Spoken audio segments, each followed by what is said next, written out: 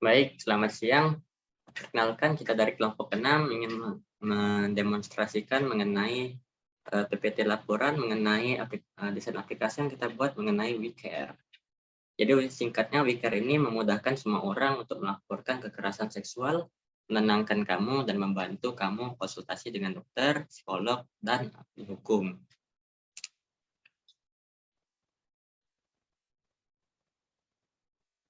Berikutnya, ini adalah tim kami. Yang pertama ada saya, yaitu Dava Virgi Kertawijaya, bisa dipanggil Dava. Berikutnya ada Nigel Anrian, ada Michael Owen Kohar, ada Samuel Andrew, dan terakhir ada Rifki Dibensyah.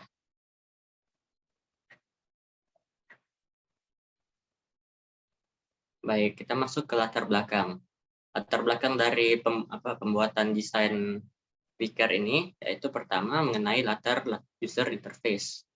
Dapat dilihat di sini, agar dapat menyelesaikan permasalahan dan mudah dimengerti oleh pengguna, penampilan desain user interface menjadi jembatan yang akan penting untuk menghubungkan logika penyelesaian masalah dengan pengguna. Kemudian kita masuk ke latar permasalahan. Salah satu kasus yang terjadi saat ini yaitu kasus kekerasan seksual. Jadi pengalaman buruk korban menjadi perhatian utama yang berhubungan dengan user experience atau UX dengan mempertimbangkan pengalaman dan perasaan pengguna dalam pembuatan desain UI aplikasi. Kemudian yang terakhir, latar pembuatan desain. Maka berdasarkan dua latar tersebut, kami berupaya menciptakan desain user interface yang dapat digunakan oleh aplikasi untuk membantu para korban dan masyarakat yang ingin tahu bagaimana cara mencegah kasus kekerasan seksual dan membantu korban lainnya untuk menindaklanjuti pelaku dengan cara melaporkan kejadiannya. Berikutnya yaitu tujuan. Tujuan dari pembuatan desain aplikasi WeCare ini yang pertama untuk meningkatkan kesadaran. Dengan meningkatkan kesadaran pada masyarakat ini akan meminimalisirkan bahayanya kekerasan seksual serta meningkatkan rasa peduli terhadap sesama, termasuk pedulian terhadap korban. Kemudian yang kedua, yaitu untuk membantu sang korban itu sendiri, dengan membantu korban untuk menyembuhkan luka mental dan ketakutan yang dialami akibat kekerasan seksual. Berikutnya. Oke, berikutnya WeCare juga memberikan beberapa manfaat, yaitu kepada masyarakat. Masyarakat dapat mengetahui dampak kekerasan seksual, sehingga masyarakat dapat lebih waspada terhadap sesama akan bahayanya dari kekerasan seksual. Lalu manfaat kedua yaitu wawasan. Dapat menambah wawasan mengenai cara menghadapi bahaya dari kekerasan seksual melalui artikel-artikel mengenai kekerasan seksual. Dengan demikian, masyarakat dapat mengetahui tips dan cara untuk melindungi diri agar terhindar dari kekerasan seksual.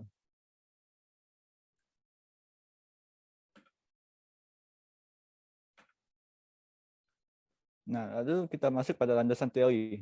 Landasan teori yang pertama yaitu kekerasan seksual. Kekerasan seksual didefinisikan sebagai setiap tindakan seksual, usaha untuk melakukan tindakan seksual, komentar atau menyarankan untuk berperilaku seksual yang tidak disengaja ataupun sebaliknya.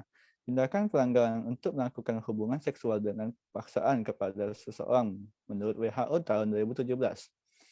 Lalu landasan teori yang kedua ialah UI atau UX. User interface atau UI merupakan media yang menghubungkan user untuk berinteraksi dengan sistem atau sebaliknya. User experience atau UX merupakan perasaan yang dirasakan seseorang yang berinteraksi dengan sistem dalam bentuk interaksi manusia komputer. UI atau UX, analisis dan desain for mobile commerce application prototype on Gramedia.com tahun 2017. Nah, lalu ada landasan teori tentang Figma. Figma adalah desain digital dan alat prototyping. Ini adalah aplikasi desain UI dan UX yang dapat digunakan untuk membuat UI atau UX situs web, aplikasi atau komponen antar muka pengguna yang lebih kecil yang dapat diintegrasikan ke dalam projek lain. Dengan alat berbasis vektor yang hidup di cloud, Figma memungkinkan para penggunanya untuk bekerja di mana saja dari browser. Berikut adalah browsernya yaitu www.figma.com. Lalu untuk selanjutnya yaitu Google Material U. Material U merupakan versi pengembangan terbaru dari bahasa desain material design. Material U digambarkan oleh perusahaan sebagai cara berpikir baru Google yang radikal tentang desain. Ini akan menjadi perubahan yang lebih besar di personalisasi dengan tombol yang lebih besar, warna dinamis, dan animasi yang lebih halus. Jika ingin mencobanya, bisa mengunjungi ke www.material.io. Lalu untuk landasan teori terakhir yaitu PTGI atau Post Traumatic Growth Inventory. Tedeschi dan Calhoun pada tahun 1996 mengembangkan Post Traumatic Growth Inventory ini atau PTGI untuk menilai pertumbuhan pasca trauma dan perbaikan diri yang dialami seseorang. Dari skala 21 item yang dibangun di atas model 5 faktor Tedeschi, inventaris ini adalah salah satu sumber daya yang paling valid dan andal untuk mengevaluasi pertumbuhan pribadi yang mengikuti pertemuan yang penuh tekanan. Lalu selanjutnya kita akan mengenal penjelasan tentang WCARE. Selanjutnya, WCARE. Kami memilih logo WCARE atau ikon hand atau tangan sebagai logo kami dengan tujuan merealisasikan rasa peduli terhadap sesama. Alasan lain kami memilih tangan sebagai pilihan terhadap logo ini dikarenakan tangan merupakan bagian tubuh yang berperan penting dalam mengajak, merangkul, dan menanggapi sesama.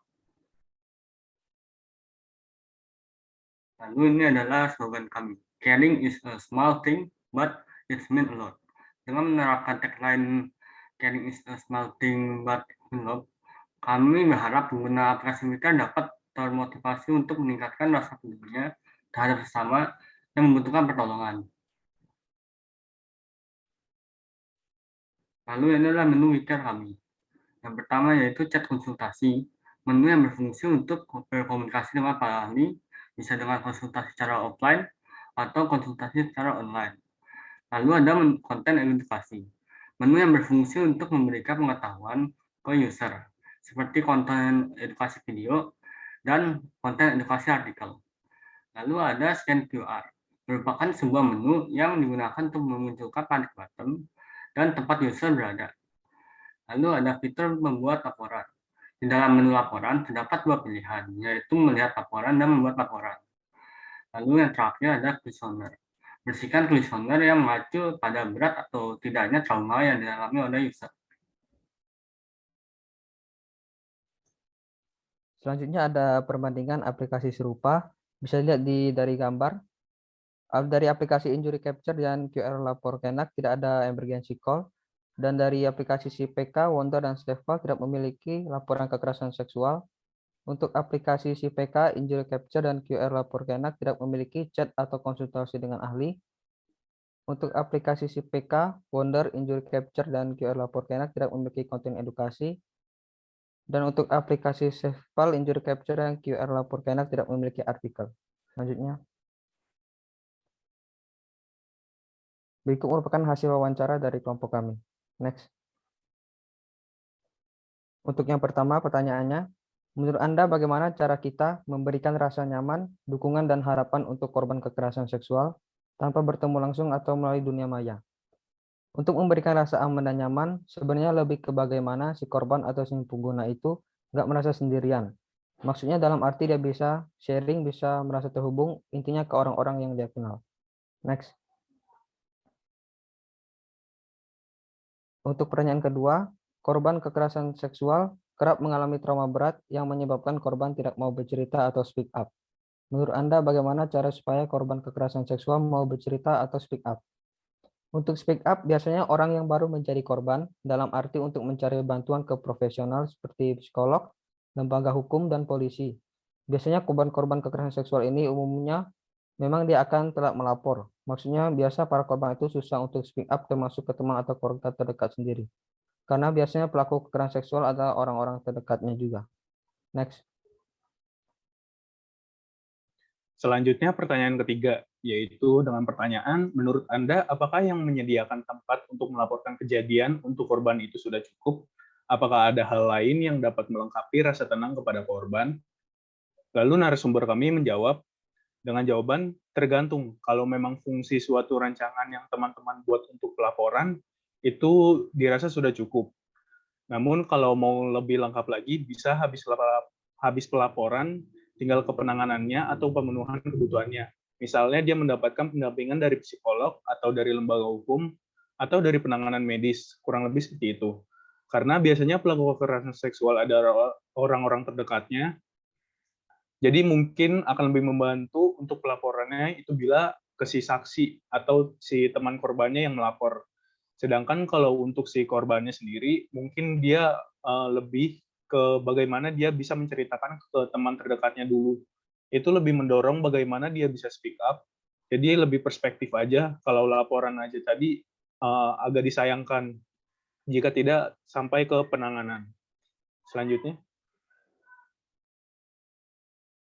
Lalu pertanyaan keempat, yaitu dengan pertanyaan beberapa literasi menyatakan bahwa korban kekerasan seksual membutuhkan seorang pendengar atas peristiwa yang dialaminya. Menurut Anda, apakah layanan konsultasi dapat membantu proses healing psikologis korban atau pemulihan psikologis korban? Lalu narasumber kami menjawab, hal itu sangat membantu.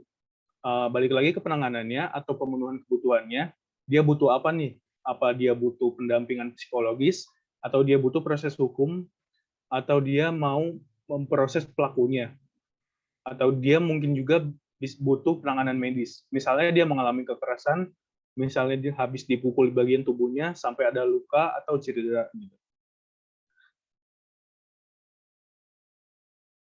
Lalu pertanyaan kelima dengan pertanyaan, meskipun dilarang keras oleh agama, hukum, maupun norma, namun kekerasan seksual masih terus ada. Menurut Anda, apakah kasus kekerasan seksual terjadi atas ketidaktahuan seseorang? Apa pemicu yang mungkin mendorong seseorang untuk melakukan tindakan seksual? Apakah sebaiknya edukasi seksual diajarkan secara umum di masyarakat?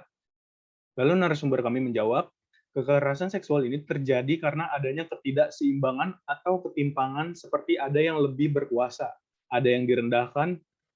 Ini bisa aja karena ada perbedaan status. Misalnya dia bos, dia orang terkenal, yang jadi korban ini bukan siapa-siapa. Atau misalnya kadang ada perspektif gender, di mana laki-laki itu lebih kuat, lebih berkuasa daripada perempuan. Nah, itu juga bisa, atau ada juga biasanya yang kalau dari beberapa kasus, misalnya dosen mahasiswa, atasan bawahan yang mainnya kekuasaan. Jadi kadang ada korban yang dia nggak tahu dia lagi dilecehkan, misalkan diiming-imingin. Anak kecil kalau dia mau buka baju, nanti dia akan dibelikan mainan misalnya. Kan itu sudah termasuk pelecehan. Tapi anak kecil tidak tahu. Nah, itu juga bisa jadi kesenjangan atau ketimpangan penyebab terjadinya kekerasan seksual selain karena memang dorongan biologis bahwa kita semua manusia punya dorongan seks. Tapi kalau untuk menyuarakan misalnya bahwa kekerasan seksual itu rentan terjadi di antara kita. Biasanya apa data statistikanya, penjelasan tentang kekerasan seksual itu sebenarnya perlu juga buat ke masyarakat. Sekian dari kelompok kami, kurang lebihnya mohon maaf. Terima kasih.